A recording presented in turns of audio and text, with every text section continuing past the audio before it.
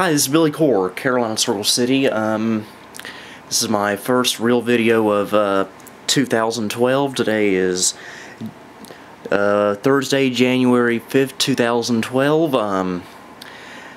And today I got a very interesting package in the mail today, something I've been wanting for a very, very long time. Back in the day, Packard Bell was pretty much the leader in multimedia computing.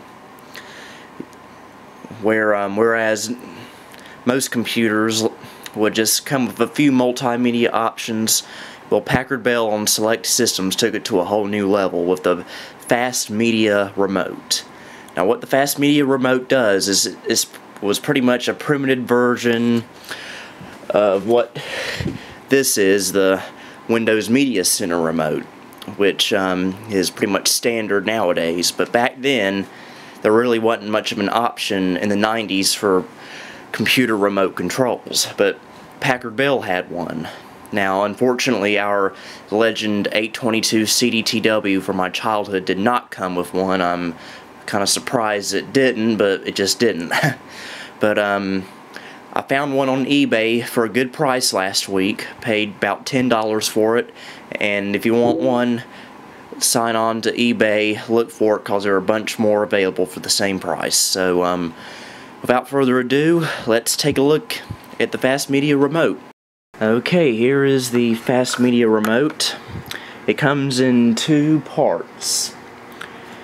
First part is the receiver, which plugs into the computer's serial port, and the main part here, of course, is the remote. Look at all these buttons. Pretty much what this does is help brings up the help part of it, which I haven't been able to get to work for some reason. Phone brings up the Packard Bell call center, I believe. Message, you can check your answering machine message on the call center. This turns on the SRS 3D sound. And if you have an audio CD on this in your computer, you can just press this and you can play the CD. Auxiliary 1, I believe, is for the TV tuner card. That is, if your Packard Bell has one, which this one I'm using it on here does not. Auxiliary 2 is for the very, very rare and very hard to find FM radio. And Auxiliary 3, according to the, who is it? Auxiliary 3, according to the user's guide, is set for a future product being developed by Packard Bell, which I don't know if what it was or if it ever came to be, but obviously this button's pretty much useless without it. And this right here, you can emulate a mouse with the computer. Right here you can up, down, up, right, down, left, and this is simulate the left click and the right click. Now, it's kind of choppy and it's very, very slow going, so it's really not worth it in my opinion, but it's there for emergency use, I guess. This button brings up a menu telling you what the buttons all do. This is the enter key, which its main use is to pause and play the CD in the drive, and a mute button. And this is the channel select key for the TV tuner card, but this also works as a CD track selection. Display key, I'm not sure what that is. Volume control, mute button, and a number pad for the TV tuner. So I've already tried this and it works perfectly. Oh, and I also forgot to mention it came with this little booklet, tells you what all it does. So I'm going to hook this back up to the Packard Bell Legend 402 CD and we will see how it works. Okay, I've got the Legend 402 CD running. Now, the Fast Media Remote will run on both Packard Bell operating systems that were popular at the time. It'll run on Windows 3.1 and it'll also run on Windows 95, and for practicality's sake, we're just using Windows 95 today for the video. Alrighty, and I also forgot to mention it comes with this little sticky pad that you can stick on the bottom of the receiver, and you can just permanently attach it to the top of the monitor like so. I thought about doing this with this one, but since I'll be moving this from Packard Bell to Packard Bell, that just won't make a lot of sense, but I'll just keep it if I ever do need it. But anyway, let's just demonstrate it with, first of all, using the menu button.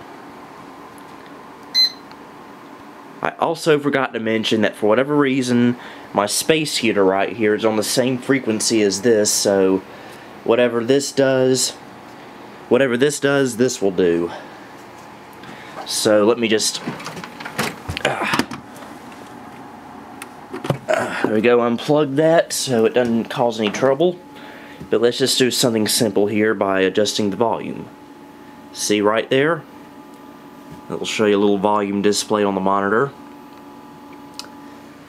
Okay, and then by pressing the menu key, it will take you to this screen telling you what all these top buttons do. And see, you got the help, telephone, answering machine, 3D sound, CD, and the auxiliary buttons. To get out of here, you just press this button again. Pressing phone will take you to FaxWorks, which I hate FaxWorks with a passion. I forgot to get rid of it the last time I formatted. The only way to get out of it is to do a Control-Alt-Delete. Okay, whatever, there we go. Anyway, let me just demonstrate the volume again there. It does the volume. I forget what I'm doing now. You can mute, which for some reason does not work, but oh yeah, I was going to show the mouse. Just, you move the cursor right, left, up, down, and these buttons are left click and right click. As you can see, like I said, it's very, very slow moving, but I guess it serves some kind of purpose. Now let me demonstrate playing an audio CD on here. I made a special one just for this video. I was listening to Rock and Roll Jukebox, some music from the 50s and 60s. I would use that, but a lot of it's copyrighted. I don't want to lose my channel. So I just put some cheap personal music on here. Okay. Now that the CD is in, you just press the CD button, and it should start playing.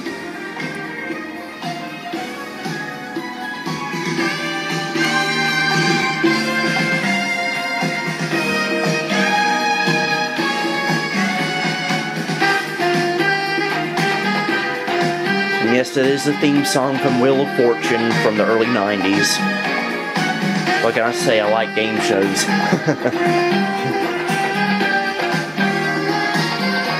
And then it's only 3 tracks on the CD, but anyway, you can go to the next track by using the channel select button here.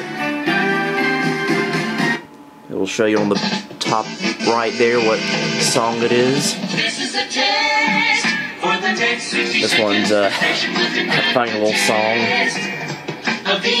Evidently back in the 70s, a radio station up in New York used a singing version of the emergency broadcast system. This is a test of the emergency broadcast system. The broadcasters of your area in voluntary cooperation with the FCC have developed a system to keep you informed in the event of an emergency. If this had been an actual emergency, you would have been instructed where to tune in your area for news and official information. This includes offer you two computing environments to choose from, Packard Bell's Navigator or Microsoft Windows. You may also begin by taking a quick lesson on using the mouse. Insert lame mouse learning joke there.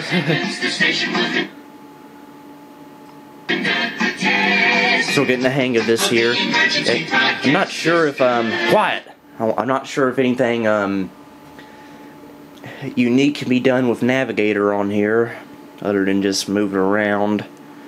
But let's go to the next track on this CD. And of course,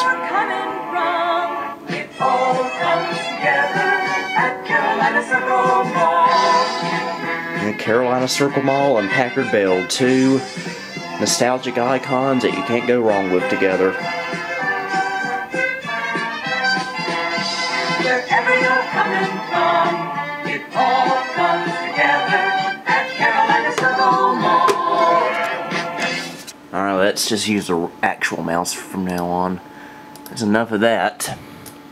Now, that's pretty much all there is to say about the Fast Media Remote. Oh, I do have a few announcements. First, some very, very, very sad news about my Packard Bell collection. We suffered a major loss yesterday. My first modern Packard Bell, the Packard Bell Legend 1510 Supreme, is now dead. Something went wrong with it yesterday, and as I was attempting to repair it,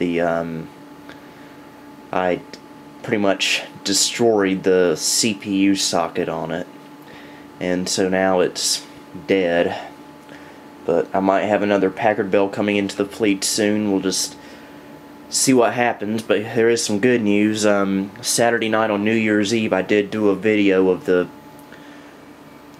like I did last year, of a Packard Bell going into the next year. This time I showed this computer running the Legend 402 CD running Windows 3.1 and showing the clock program rolling over to 2012.